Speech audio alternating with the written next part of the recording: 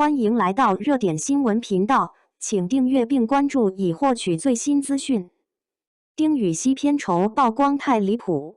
千万断层领跑花开锦绣，戏骨都破防了。最近古装剧《花开锦绣》直接把人卷进了屏幕里，收视往上冲，热搜不消停。网友的讨论像开了檀木挂一样，想关都关不掉。很多人第一反应当然是剧本太狠了。但你仔细看会发现，真正让它能持续发酵的，不只是编剧写的带劲，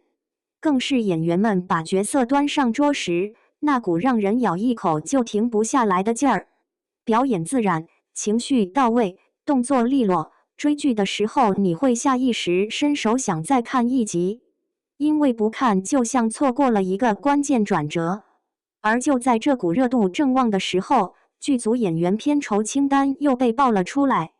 它像一张娱乐圈收入体检报告，你能直观看到同一部剧里谁在台前收光，谁在台后扛重量。大家原本就知道行业大概怎么运转，流量越高，戏份越核心，片酬就越往上走，这套逻辑在圈子里基本是默认设置。可清单亮出来以后，观众还是免不了生出一种意难平的情绪，有些人明明演得很顶，票房和口碑都接得住，结果片酬却看起来没跟上他们的分量。最扎心的点就落在几位实力派老戏骨身上，比如温峥嵘、张萌、白澍这三位，他们在剧里贡献的高光不是露脸打卡那种，而是实打实的剧情推动、情绪搅拌、节奏控场。可名单里3人的片酬都只有100万，这数字放在当下影视圈，确实很难让人觉得配得上。网友讨论时常用的词不算客气，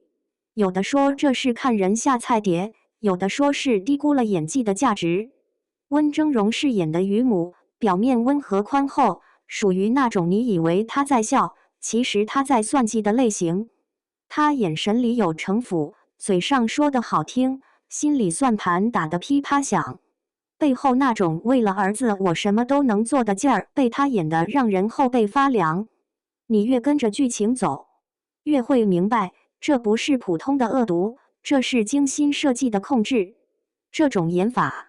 靠的是长期积累的手感，可片酬却轻飘飘的停在100万，观众看完当然觉得不值。张萌饰演的田婉仪更是让人难忘，这个角色在剧情里相当关键，主角好几次陷入绝境，能被拉回来，能把局面翻过来，靠的就是他出手的那一下。他不是那种嘴上开光的角色，而是行动派，情势一紧，他的判断就落得准，人一逼，他的气场就顶得住。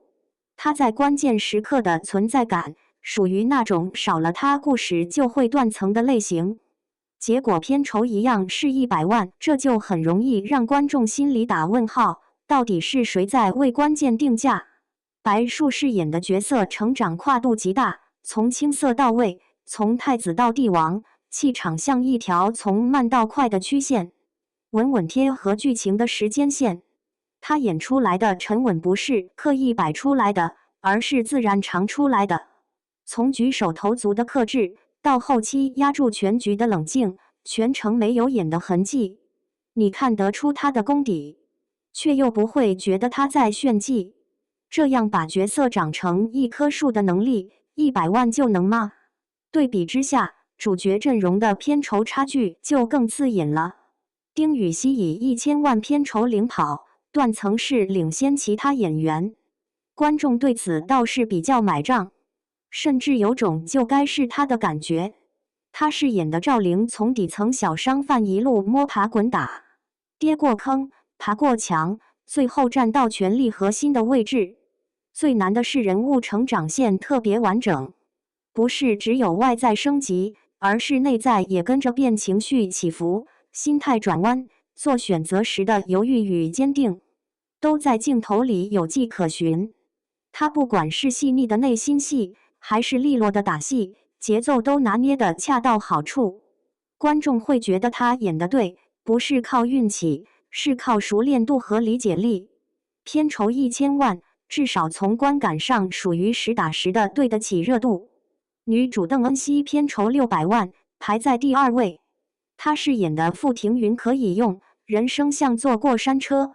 富贵从高处摔到谷底，然后又靠自己把命硬生生拉回来。这个角色最怕什么？最怕用力太猛。跌落谷底时的崩溃要真实，翻盘时的倔强要有根。情绪若是表演痕迹太重，就会变成浮夸的戏剧腔。但邓恩熙的表演更像是咬着牙走路，不是喊口号，是在角色骨子里硬挤出希望。他和丁禹兮的对手戏氛围感也很强，两人之间的拉扯暧昧并不油腻，更多是一种克制与试探，像两个人都明白局势不允许心软，却又忍不住在细节里多给一点温度。这种化学反应往往比台词更有味道。再说男二董子凡，他靠近反派的那条路走得很复杂。片酬200万，饰演于静修。这个人物出身豪门，家境优渥，按理说该是养尊处优的那种，可他偏偏性子乖张执拗。前期冷眼对女主，背叛旧日好友，后期又一门心思跟男主作对。很多反派容易演成脸谱式坏，不是太单薄，就是太用力。董子凡的处理不一样，他把偏执和纠结演得很鲜活，观众会恨他，但不会觉得他是凭空坏。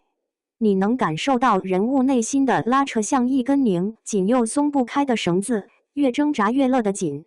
恨得牙痒痒，同时还能看见层次，这就说明他不是只演情绪，而是在演结构。还有演员范诗然，片酬同样是100万，饰演范雅克。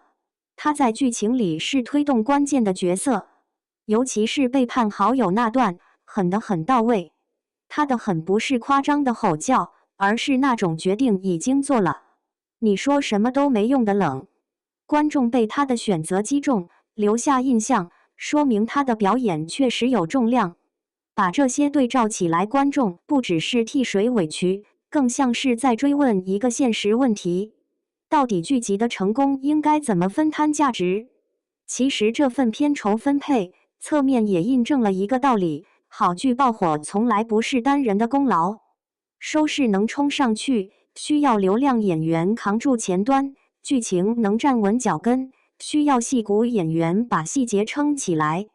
流量负责把人带进来，演技负责把人留下来，一个像是把门打开，一个像是把灯点亮。好剧本遇上好表演，才能让观众从路过看看变成连更追下去。如果演员演技拉胯，再好的剧本也会被稀释，像热汤里丢进一把凉水，味道立刻跑偏。反过来，演员实力再强，如果故事单薄，张力不足，也很难真的出圈。花开锦绣这次之所以让人上头，就是因为他在关键节点上都没有掉链子，剧情写得清楚，表演接得住，情绪转得开，而且每个角色都不是只为剧情服务，而是在镜头里有自己的呼吸。片酬表这种东西看起来很冷，但它引出的争议一点也不冷，它让人看见行业定价背后的规则，也让人反思，在市场热度之外，演技的价值到底该怎么被看见，怎么被体现？也许答案从来不会简单，但至少从观众的反应，大家并不是只会追谁更红，也会认真记住谁演得真。热度会走，作品也会散场，可那些让你在某个镜头前忍不住屏住呼吸的表演，会像钉子一样留在脑子里，迟早会在口碑里复现一次。